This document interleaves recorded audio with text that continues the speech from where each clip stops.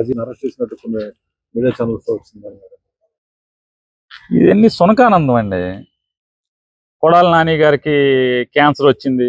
కొడాల నాని గారు వాళ్ళ అమ్మగారు నా మధ్య ఎప్పుడు 2 ఏళ్ల క్రితం ఆవిడకి క్యాన్సర్ వస్తే ఆ వైద్యం ఆవిడ క్యాన్సర్ని జయించి ఆవిడ చెకప్ కోసం కొడాల నాని గారు ఎంపటి పెట్టుకెళ్తే కొడాల నాని క్యాన్సర్ వచ్చిందని చెప్పిన సునకానందం పొందటం వార్తలేసి.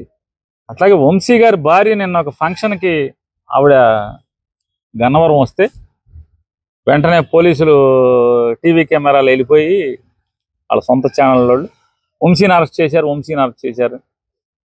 ఇటువంటి ఈ సునకానందం పొందేటువంటి పరిస్థితిలో తెలుగుదేశం పార్టీ అనుభవిస్తుంది. ఈ సునకానందం ఎన్నాళ్ళు అనుభవిస్తారో అనుభవించండి. ఖచ్చితంగా వంశీ న్యాయపరంగా అన్యాయంగా తన్ను పెట్టారని దాని మీద వైఎస్ఆర్ కాంగ్రెస్ పార్టీ ఆఫీస్ మీద దాడికి బెజవాడి నుంచి గూణాలను తీసుకొచ్చి దాడికి వస్తే దాన్ని ఎదుర్కొన్నందుకు వాళ్ళ వంశీని 71 ముద్దాయిగానే ఎంతకొని పెట్టారు. అది కూడా నిన్న మొన్న పెట్టారు ఈ మధ్యకాలం.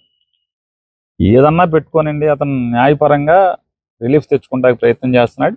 ఖచ్చితంగా అతను బెయిల్ తీసుకుని వస్తాడు.